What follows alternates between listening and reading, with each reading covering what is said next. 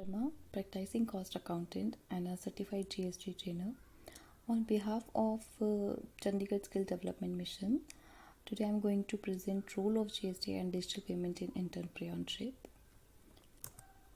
So we have two type of taxes, direct taxes and indirect taxes. So indirect taxes के अंदर जो है GST आता है. इनडायरेक्ट टैक्सेस हमारे वो टैक्सेस होते हैं जिनका बर्डन अल्टीमेट कंज्यूमर पे पड़ता है और ये गुड्स एंड सर्विसेज पे चार्ज किया जाता है.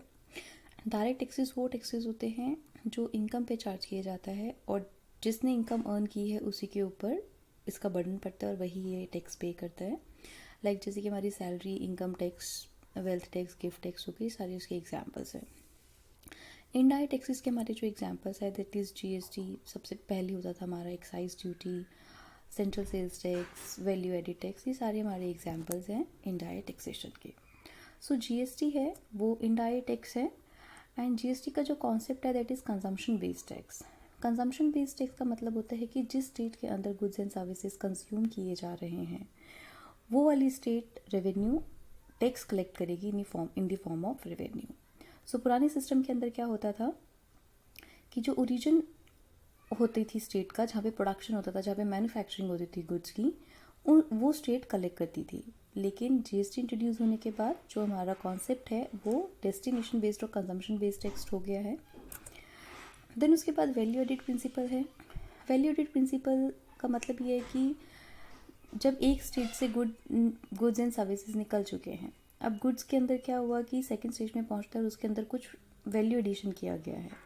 तो जो टैक्स है आपको वो वैल्यू एडिशन पे करना है, पूरी वैल्यू के ऊपर आपको टैक्स नहीं पे करना है, पूरा चार्ज नहीं करना है. तो जो वैल्यू एडिड प्रिंसिपल है वो हमें हेल्प करता है कास्केडिंग इफेक्ट को रिमूव करने के लिए. कास्केडिंग इफेक्ट होता है टैक्स ऑन टैक्स, ठीक है.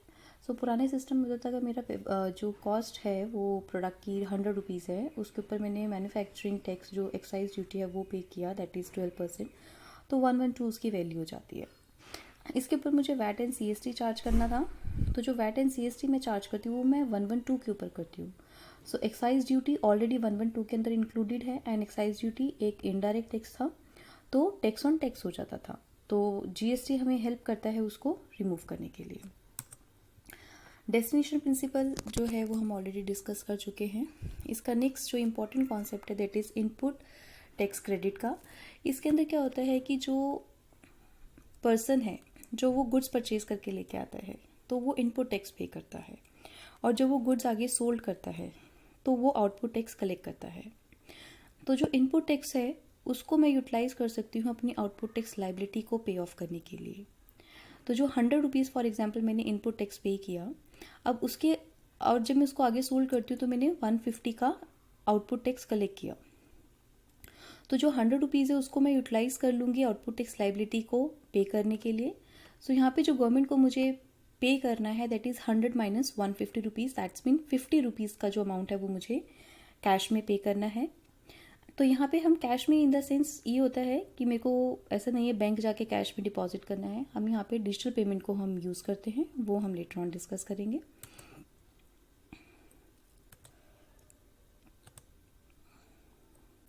सो जो GST है वो 1 जुलाई 2017 को इंट्रोड्यूस किया गया था और जो इंडिया है उसने ड्यूअल सिस्टम ऑप्ट किया है. ड्यूअल सिस्टम का मतलब होता है जहाँ पे central government and state government दोनों को एम्पावर किया गया है कि वो टैक्स कलेक्ट कर सकती हैं.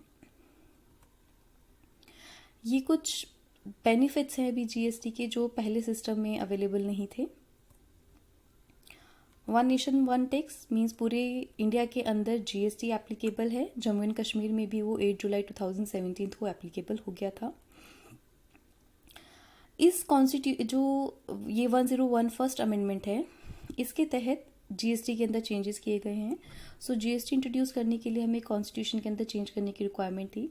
तो जब ये 10 फर्स्ट अमेंडमेंट आई है इसके तहत ये चेंजेस किए गए हैं और यहाँ पे ये डिसाइड किया गया कि जो पावर दी गई है वो कॉन्करेंट पावर दी गई है सेंट्रल गवर्नमेंट को एंड स्टेट गवर्नमेंट के to make the law. Central government and state government को पावर दी गई है कि वो GST चार्ज कर सकते हैं. तो इस तरीके से चार्ज किया जाएगा. CGST, IGST एंड UTGST अगर चार्ज किया जा रहा है तो वो सेंट्रल गवर्नमेंट को पावर दी गई है और SGST रिस्पेक्टिव स्टेट्स को पावर दी गई है. सो 6 लाइन आइटम्स ऐसे हैं जीएसटी के अंदर जो भी जीएसटी के दायरे से बाहर रखे गए हैं। जब भी जीएसटी काउंसिल डिसाइड कर लेता है उनको जीएसटी के अंदर लेके आने के लिए, तब उनके ऊपर जीएसटी चार्ज किया जाएगा। सो अभी उनको जीएसटी के दायरे से बाहर रखा गया है और उन पे एक्साइज ड्यूटी, वैट और सीएसटी चार्ज किए जाते हैं। तो वो कौन से लाइन आइटम्स हैं ये मैं आपको दिखा देती हूँ। That is petroleum crude oil, HSD, motor spirit, natural gas, aviation turbine fuel, alcoholic liquid for human consumption. यहाँ पे इंपोर्ट और एक्सपोर्ट को कोई स्पेशल ट्रीटमेंट नहीं दिया गया है। हम उनको कंसिडर करेंगे as a inter state transaction के जैसे ही। इंटर स्टेट ट्रांजेक्शन क्या होती है ये मैं आपको एक बार एक्सप्लेन कर देती हूँ।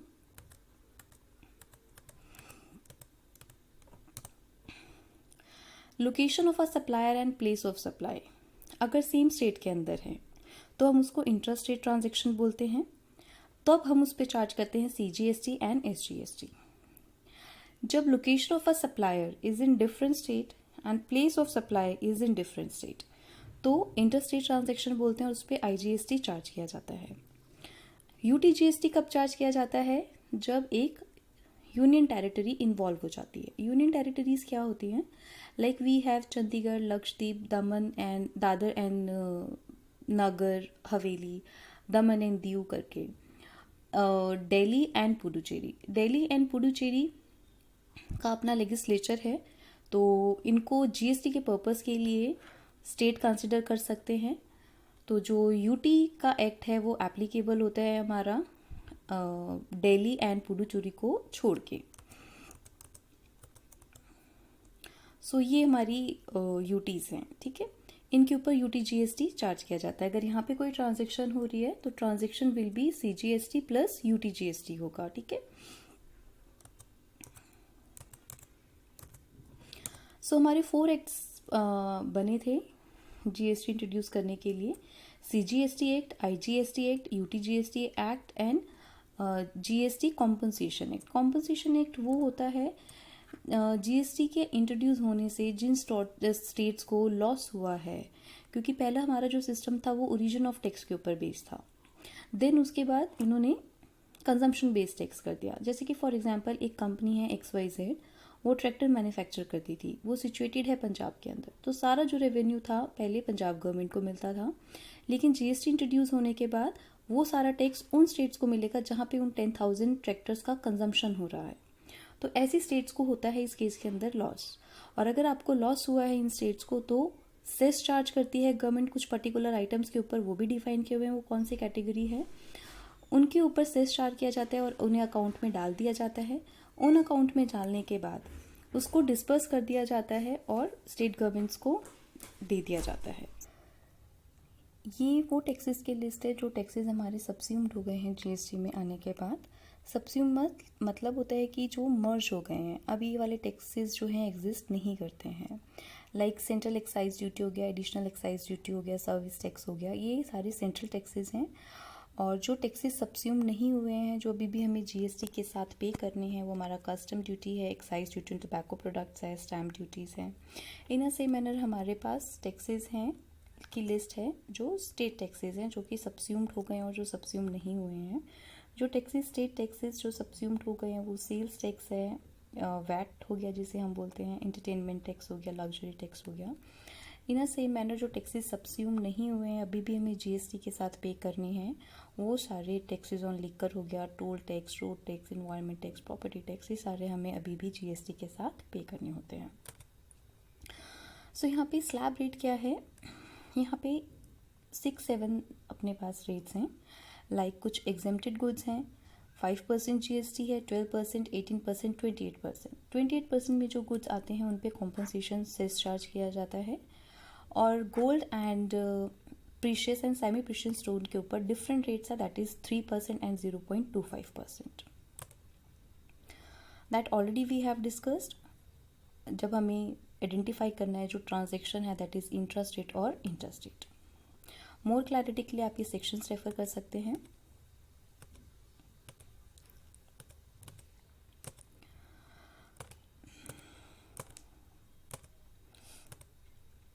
नाउ अब मैं बात करती हूँ यहाँ पे role of GST and digital payment. So everything in GST is digitalized. अगर मुझे टैक्स की पेमेंट करनी है, इंटरेस्ट की पेमेंट करनी है, या पेनल्टीज़ की पेमेंट करनी है, या मुझे रिटर्न भी फाइल करनी है, मुझे रजिस्ट्रेशन कराना है जीएसटी के अंदर, तो वो सब मुझे ऑनलाइन कराना है। मुझे ऑफिस जाने की ज़रूरत नहीं है और लंबी लंबी लाइंस में खड़े होने की कोई रिक्वायरमेंट नहीं है। तो role of GST is very important. अगर आप चाहे अपना खुद का बिजनेस कर रहे हैं, like if you are in jewellery making और डिज़ाइनिंग के अंदर हैं, फैशन डिज़ाइनिंग का कोर्स कर रहे हैं, या आप ब्यूटी ट्रीटमेंट कोर्सेज कर रहे हैं, कंप्यूटर लैंग्वेजेस का कोर्स कर रहे हैं, सो आपको पता होना चाहिए कि उसमें जीएसटी की एप्लीकेबिलिटी क्या बनती है, उसमें रेट ऑफ टैक्स क्या है, आपको अपने आप को रजिस्टर करवाने की क्या रिक्वायरमेंट बनती है, कब रिक्वायरमेंट बनती है, जीएसटी किस तरीके से चार्ज किया जाएगा, आपको जीएसटी की लायबिलिटी किस तरीके। In continuation of the first video, अभी हम यहाँ पे रोल ऑफ जीएसटी की बात कर रहे थे इन एंटरप्रेन्योरशिप। लाइक CSDM के काफ़ी सारे कोर्सेज हैं, like accounts assistant, web designing, data entry, computers, BPO services, और basic sewing operators, beauty therapy and hair styling, jewellery making and designing. There are lots of courses of CSDM। जब आप ये courses pursue कर रहे हैं, इसके अंदर क्या रोल है जीएसटी का? तो सबसे पहले मैं बात करती हूँ account assistant and data entry की। तो डेफिनेटली यहाँ पे आपको जीएसटी की रिक्वायरमेंट है ना। जब आप एंट्री पास कर रहे हैं, उसकी अकाउंटिंग किस तरीके से की जाएगी, टैक्सेस का क्या रेट रहेगा, और ये चीज़ें आपको सारा हेल्प करेगा। अकाउंट असिस्टेंट का जो कोर्स है, डेफिनेटली वहाँ पे भी जीएसटी का बहुत इंपॉर्टेंट रोल है ना। आप लोग कोर्सेज परस्यू कर रहे हैं, सो यू नो बेटर। बात करते हैं हम दूसरे कोर्सेज की, जैसे कि beauty therapy and hair styling का कोर्स हो गया, या स्विंग ऑपरेटर्स का कोर्स हो गया, वेब डिज़ाइनिंग का हो गया। तो आपको ये चीज़ पता होनी चाहिए कि ये वाले जो कोर्सेज हैं, क्या ये जीएसटी के अंदर लायबल हैं, क्या ये जीएसटी के अंदर आते हैं, क्या इनको सप्लाई माना गया है ना। तो अगर मुझे इस चीज़ की नॉलेज है कि ये वाले जो कोर्सेज हम कर रहे हैं, जब आगे हम इनकी सर्विसेज प्रोवाइड करेंगे, तो इन पे जीएसटी चार्ज किया जाएगा या नहीं किया जाएगा, कि ये एग्जाम सप्लाईज हैं, तो अगर मुझे इन चीज़ों की नॉलेज है, तो मैं अपने बिजनेस को बूम कर सकती हूँ। वो किस तरीके से कर सकती हूँ? मैं एग्जांपल लेती हूँ beauty therapy and hair styling के लिए, ठीक। तो अगर मेरे को जीएसटी की नॉलेज है, तो वहाँ पे उन्होंने क्लियरली मेंशन किया है कि अगर आप ब्यूटी ट्रीटमेंट के कोर्सेज के अंदर, अगर आप ब्यूटी ट्रीटमेंट का काम कर रहे हैं, तो उस केस के अंदर आपको रजिस्ट्रेशन लेना है ना। अगर आपका टर्नओवर, जो भी उन्होंने प्रिस्क्राइब लिमिट बताई है कि अगर आपका टर्नओवर बढ़ जाता है, तो आपको रजिस्ट्रेशन लेना तो मैंडेटरी है। लेकिन अब हम सेकंड बात करते हैं इनपुट टैक्स क्रेडिट की, क्या उसके लिए आप एलिजिबल हैं, है ना। तो अगर मुझे ये चीज़ पता है कि अगर मैं ब्यूटी ट्रीटमेंट की सर्विसेज प्रोवाइड कर रही हूँ टू द अल्टीमेट कंज्यूमर, तो मुझे आईटीसी नहीं मिलेगा। लेकिन अगर वही सर्विसेज मैं सेम लाइन ऑफ बिजनेस को प्रोवाइड कर रही हूँ, तो मुझको इनपुट टैक्स क्रेडिट मिल जाएगा। तो इस तरीके से हम ये डिसाइड कर सकते हैं कि हमें जो अपना बिजनेस है आगे किसके साथ करना है, किसको अपनी सर्विसेज प्रोवाइड करनी है। अगर मैं किसी अनरजिस्टर्ड पर्सन से, I am a registered person, और अगर मैं किसी अनरजिस्टर्ड पर्सन के साथ डील कर रही हूँ, तो क्या मुझे उसके ऊपर आईटीसी मिलेगा, क्या मैं उसे जीएसटी चार्ज कर सकती हूँ, है ना। So there are lots of questions. तो उसके जो आंसर्स हैं वो आपको मिलेंगे जब आपको जीएसटी की नॉलेज होगी, ठीक है। इसके बाद हम बात करते हैं डिजिटल पेमेंट्स की। डिजिटल पेमेंट्स क्या होती हैं? जब हम गुड्स एंड सर्विसेज परचेज करते हैं, और जहाँ पे हम पेमेंट करते हैं थ्रू डिजिटल मोड्स, जहाँ पे कैश का इन्वॉल्वमेंट नहीं होता है ना। तो जो गवर्नमेंट है, उन्होंने भी कैंपेन चलाया digital India, digitally empowered economy, that is faceless, paperless, cashless. उसके बारे में अगर मैं बात करती हूँ, तो यहाँ पे कोशिश की गई है कि हम कम से कम कैश, जो पेपर मनी है, उसको यूज़ करें। अब इसके अपने बेनिफिट्स हैं। अब इसके बेनिफिट्स क्यों हैं? अगर मैं अब पेमेंट कर रही हूँ, सबसे पहले मैं एग्जांपल ले लेते हैं फ्लिपकार्ट, अमेज़ॉन वगैरह के। हम वहाँ पे शॉपिंग करते हैं, तो वहाँ पे हम क्या करते हैं, through internet banking, debit card या क्रेडिट कार्ड के थ्रू पेमेंट करते हैं ना। तो उस केस के अंदर क्या होता है कि जो मेरी पेमेंट है उनको इमीडिएटली ट्रांसफ़र हो जाती है, तो मुझे अपने साथ कैश लेके घूमने की ज़रूरत नहीं है। अब ये जो आपके कोर्सेज़ हैं जो आप परस्यू कर रहे हैं, अगर आपने इनकी पेमेंट करनी है ना, तो सबसे पहले तो आप इन ऐप्स के थ्रू यूज़ कर सकते थे।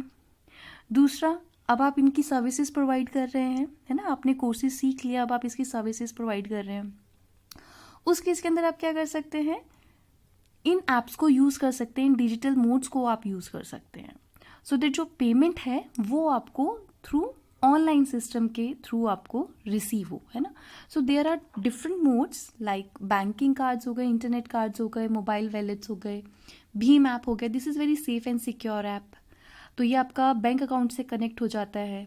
तो जब भी आप इसमें लॉगिन करते हैं या ट्रांजैक्शन करते हैं तो उसमें वो OTP और पासवर्ड मांगता है आपसे। इसके रिगार्डिंग आप गूगल पे सर्च कर सकते हैं भीम ऐप के regarding. So like there are other modes, mobile banking, point of sale, Aadhaar enabled payment system हो गया, UPI हो गया, USSD हो गया, तो पेटीएम वगैरह हो गया। ये सारी की जो चीज़ें हैं, दिस इज़ डिजिटल पेमेंट्स।